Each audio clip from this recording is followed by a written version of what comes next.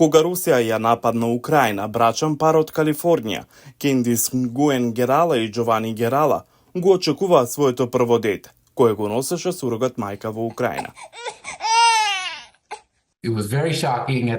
Тоа беше многу шокантно, ситуацијата беше надреална. Ние само размислувавме дека можеби русите само се обидуваа да ги исплашат луѓето. Нивниот син се роди безбедно во мај 2022 година, а за да го вратат дома, Герала мораше да отпатува во земјата разурната од војна. Емоциите на вистина беа големи, штом влеговме во безбедниот дом, првата ноќ со бебето. Знаевме дека нашето момче мораше да помине низ толку многу нешта. Со години Украина е една од примарните дестинации за парови кои не можеле успешно да имаат своји биолошки деца. Законите усвоени во Украина во 2013 година дозволуваат сурогат репродуктивни услуги да добиваат украинска или странска хетеросексуална двојка, официјално во брак, но неплодни. Тие закони ја претворија Украина во центар за сурогат мајчинство. Пред сето тоа да се случи, знаевме дека Украина има многу златен стандард што се однесува до сурогат мајчинството.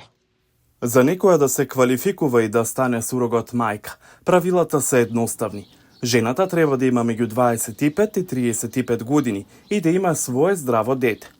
Сурогат мајка не смее да има никаква генетска врска со детето што го носи. Генетскиот материјал на ембрионот треба да биде на најмалку еден член од парот кој има потреба од сурогат услуги, а биолошките родители на детето се негови законски старатели од моментот на зачнувањето. Денес и покрај војната, услугите за сурогат мајчинство остануваат популарни меѓу странците, вели Марија Фикс, шеф на северноамериканската филијала на украинската клиника за плодност Адонис. Не ги вклучувам програмите за донација на јајце, клетки и други кои не биле поврзани со сурогат мајчинството. Во 2023 година имаше 107 бебиња. И знаете, многу повеќе бременности се случуваат и продолжуваат. За да ги заштити сурогат мајките и бебињата, агенцијата воведе строг сет на правила за потенцијалните кандидатки за сурогат. А Фикс вели дека многу жени се враќаат за повторно да бидат сурогат.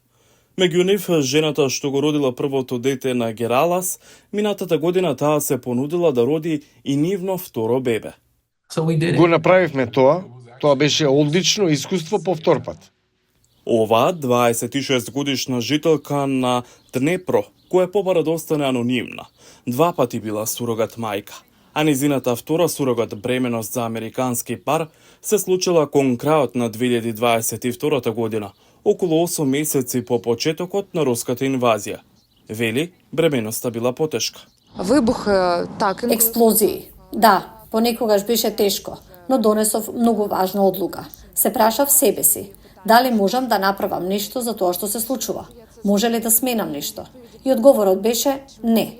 Така само се трудев да не го земам тоа премногу при срце и се обидов да бидам што е можно помирна. Фикс вели дека почетокот на војната предизвикала пат на бројот на странски двојки кои бараат сурогат мајки во Украина, но денес, 2,5 години подоцна, бизнисот е прилично вратен во нормала.